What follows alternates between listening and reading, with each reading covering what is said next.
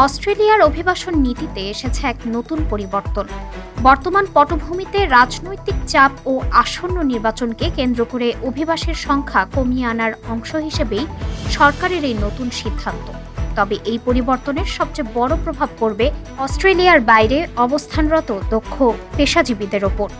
দেশটির স্বরাষ্ট্র মন্ত্রণালয়ের জারি করা নতুন নির্দেশনা দেশের বাইরে থেকে আবেদনকারী হাজার হাজার মানুষের ওপর বেশি প্রভাব ফেলতে পারে।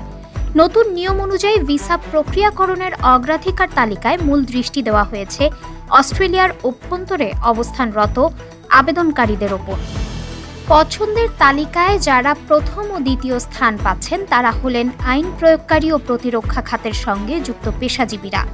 অনশোরে থাকলে প্রথম এবং অফশোরে অর্থাৎ অস্ট্রেলিয়ার বাইরে অবস্থানরত আবেদনকারী হলে দ্বিতীয় অগ্রাধিকার পাবেন। তৃতীয় স্থান পাচ্ছেন অস্ট্রেলিয়ায় অবস্থানরত স্বাস্থ্যসেবা, শিক্ষা ও নির্মাণ খাতের পেশাজীবীরা এবং চতুর্থ স্থান পাচ্ছেন অস্ট্রেলিয়ায় অবস্থানরত অন্য সব ভিসা আবেদনকারী। সর্বশেষ স্থান পাচ্ছেন অস্ট্রেলিয়ার বাইরে থাকা অফশোর অন্য সব ভিসা আবেদনকারী। এর ফলে অফশোরে থাকা ডাক্তার, নার্স, শিক্ষক ও দক্ষ কারিগরদের দ্রুত ভিসা দেওয়ার যে প্রতিশ্রুতি আগে দেওয়া হয়েছিল তা কার্যত অকার্যকর হয়ে পড়েছে। অনশোর আবেদনকারীদের অগ্রাধিকার দেওয়ায় অফশোরে থাকা প্রার্থীদের আবেদনের প্রক্রিয়াকরণ অনির্দিষ্টকালের জন্য পিছিয়ে যেতে পারে।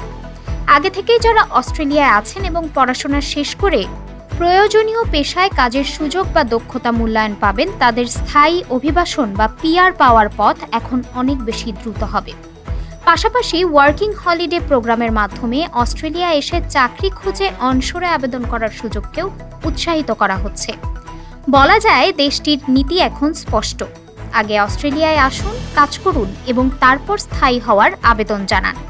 অস্ট্রেলিয়ার আঞ্চলিক ব্যবসায়ী ও নিয়োগকর্তারা এই সিদ্ধান্তের ফলে ক্ষতির মুখে পড়তে পারেন, কারণ অফশোরে থাকা তাদের মনোনীত প্রার্থীদের জন্য আর কোনো বাড়তি সুবিধা থাকছে না। এমপ্লয়ার স্পন্সর্ড ভিসার ক্ষেত্রে কোনো সুনির্দিষ্ট সীমা না থাকায় অফশোর আবেদনকারীদের অপেক্ষা আরও দীর্ঘায়িত হবে।